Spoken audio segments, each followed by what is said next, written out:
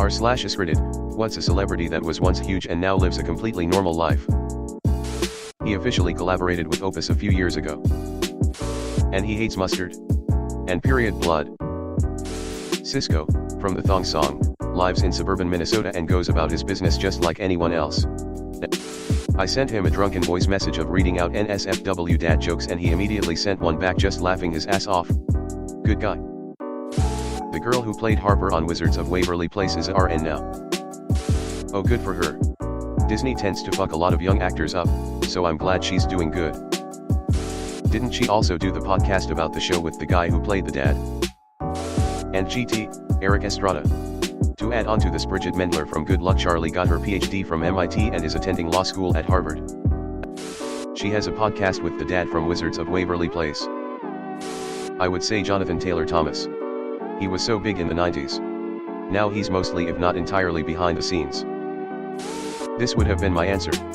Dude made his home improvement and Lion King money and then peaced out. Makes sense when you see what happens to so many child actors. The kid who played Charlie in the original Willy Wonka. He went on to be a veterinarian. Came here to say this. If you weren't a teenage girl in the late 90s, you have no idea how massive he was back then. LOL. Queen's John Deacon. Lives quietly wherever. Has minimal contact with Queen, though they do run ideas by him as a courtesy. Deacon lives quietly with his wife Veronica, for whom he wrote his first major hit You're My Best Friend when they were newlyweds and expecting their first baby, 1975. They'll be celebrating their 49th anniversary next month. They still live in the house they bought back when the money started coming in. They had 6 children, 5 boys and 1 girl, and now who knows how many grandchildren. Rick Moranis. He left Hollywood because his wife died, and he wanted to raise his kids. He's 2 phone calls away from A-list IMO.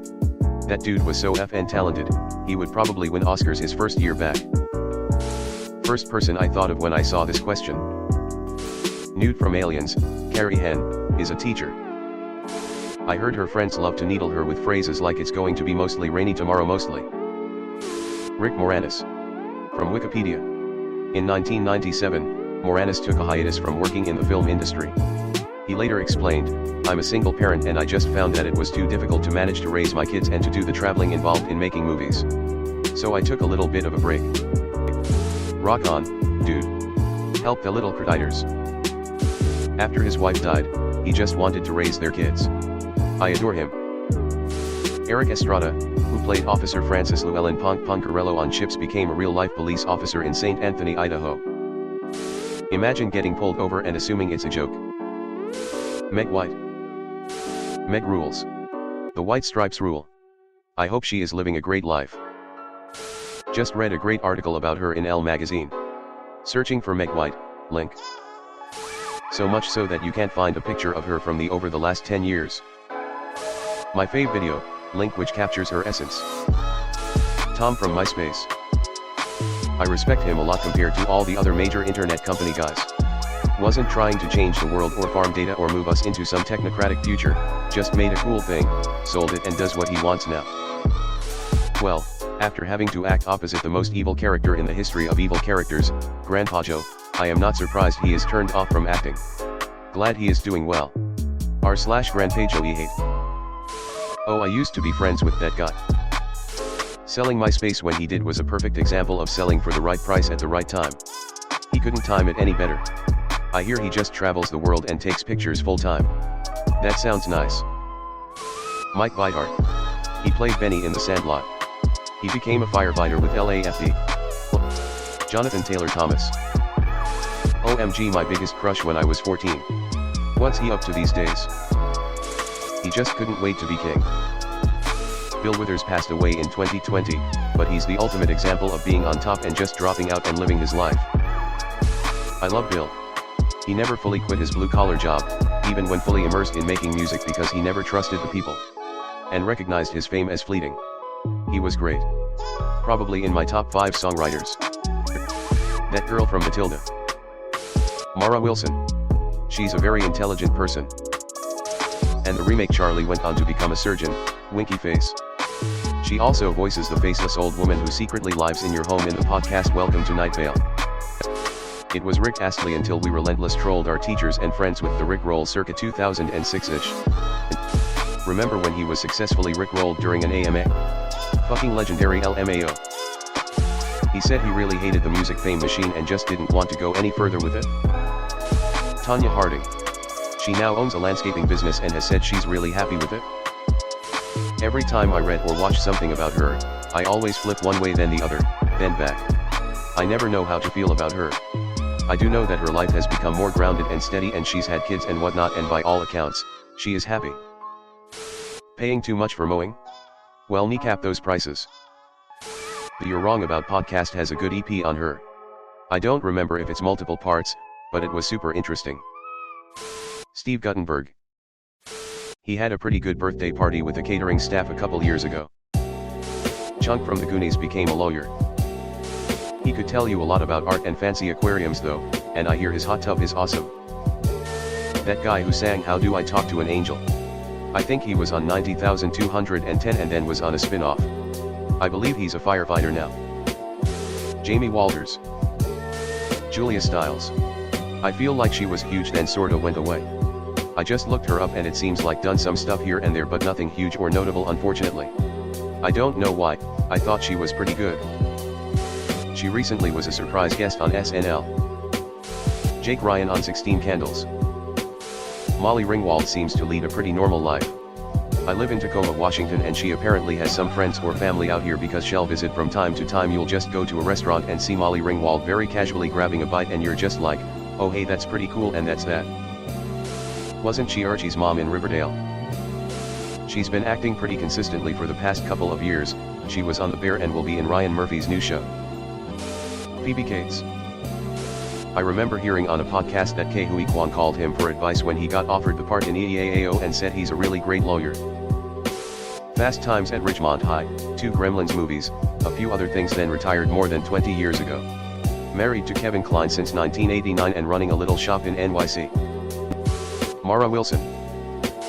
She also voices the faceless old woman who secretly lives in your home in the podcast Welcome to Night Vale. She is the faceless old woman who secretly lives in all of our homes and also once ran for the Night Vale mayor position and lost to a 5-headed dragon, Hiram McDaniels.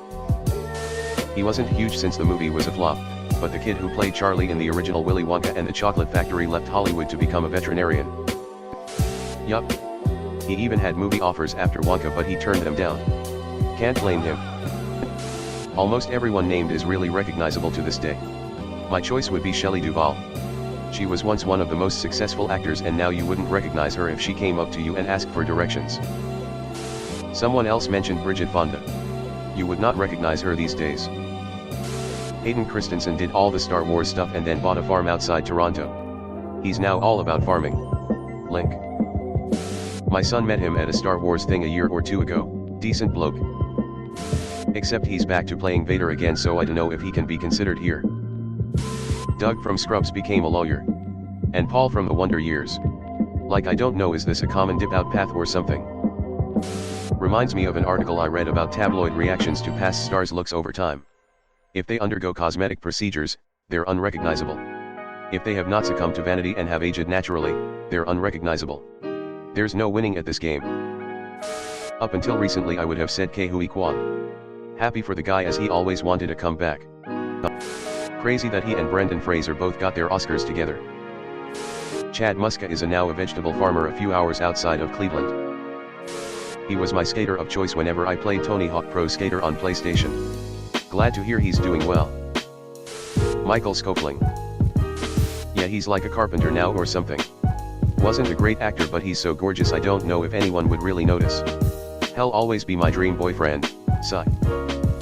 Jeff Cohen. Played Chunk in Goonies. Now an entertainment lawyer, most recently responsible for helping Goonies co-star Ke Huy Quan with his role in Everything Everywhere All at Once.